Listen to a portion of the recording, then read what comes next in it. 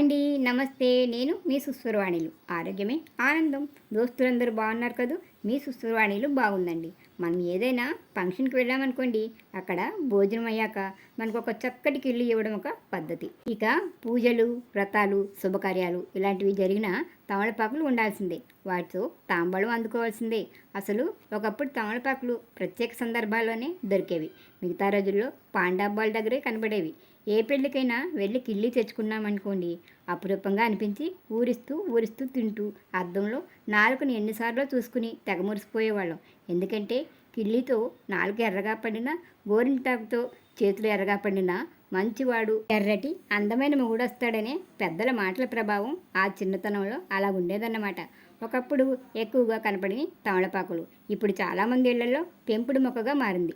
బహుశా తమలపాకులు ఇచ్చే ఆరోగ్యం గురించి తెలిసిన వాళ్ళు తమలపాకు చెట్టు ఇంటిలో ఉంటే మంచిదని నమ్మకం వాళ్ళనుకుంటా.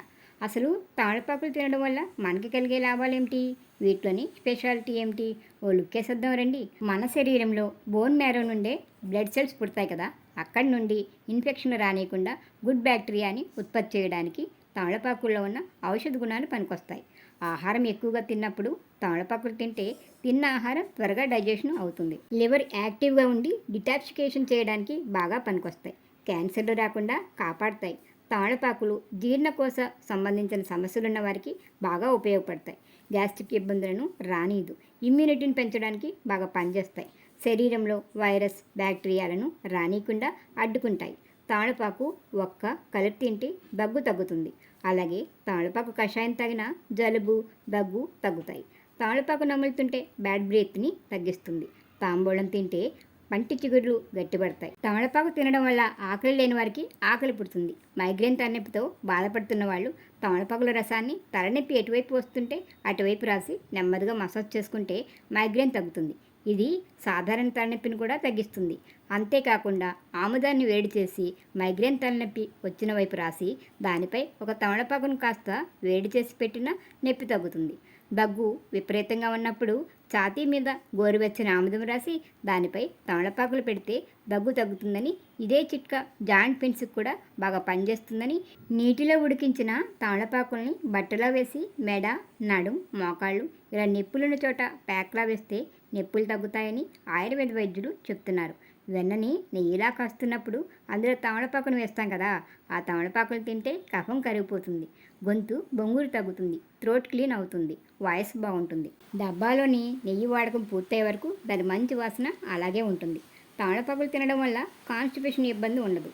తమలపాకుని నీటిలో వేసి మరిగించి వడగట్టిన నీటిని తాగితే కఫం కరిగిపోతుంది. జలుబు, దగ్గు, గొంతు నొప్పి తగ్గుతుంది. డయాబెటీస్ కంట్రోల్లో ఉండడానికి సహాయపడటమే కాకుండా షుగర్ వల్ల వచ్చే ఇబ్బందులు తగ్గిస్తుంది. గుండెని ఆరోగ్యంగా ఉండేలా చేస్తుంది. ఆస్తమాను అదుపులో ఉంచుతుందని, నోటి ఆరోగ్యాన్ని మెరుగుపరుస్తుందని ప్రకృతి వైద్యులు చెప్తున్నారు. తమలపాకులు యాంటీ ఏజింగ్లా పనిచేస్తాయి. తమలపాకులు వేసి కాసిన నూనెని తలకి రాసుకుంటే తలలో చుండ్రు తగ్గుతుంది. వెంట్రుకలు నల్లగా పెరిగేలా చేస్తాయి. హై బీపీ ఉన్నవాళ్ళు సున్నం కలిపిన తాంబూలం అధికంగా తినకూడదు. నువ్వుల నూనె, ఆవ నూనె, సన్ఫ్లవర్, వేరుశనగ నూనెలు, నెయ్యి ఇలాంటివి ఎక్కువ కాలం నిల్వ ఉండాలంటే వాటిలో తమలపాకు వేయండి. ఇప్పుడంటే ఈనోలు, జంటాకులు ఇలా రకరకాలుగా వచ్చేస్తాయి. కానీ ఒకప్పుడు ఇన్ని మందులు ఉండేవా?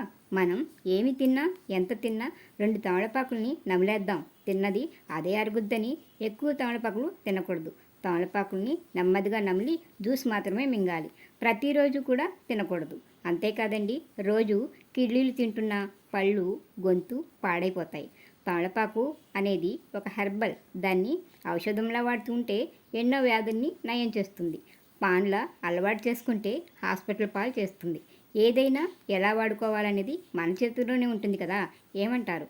వీడియో నచ్చితే లైక్ ఇవ్వండి. మీరిచ్చే లైక్ వల్ల వీడియోలోని విషయాలు మరికొందరు తెలుసుకునే అవకాశం కలుగుతుంది. మన ఛానల్ని సబ్స్క్రైబ్ చేసుకుని పక్కనే ఉన్న గంట సింబల్ని క్లిక్ చేయండి. నేను ఎప్పుడు వీడియో పెట్టినా మీకు నోటిఫికేషన్ వచ్చేస్తుంది. వీడియోని మీ దోస్తులకి షేర్ చేసి నన్ను ప్రోత్సహిస్తారు కదూ. మరొక వీడియోతో మళ్ళీ కలుసుకుందాం. అంతవరకు సెలవు మరి. నమస్తే.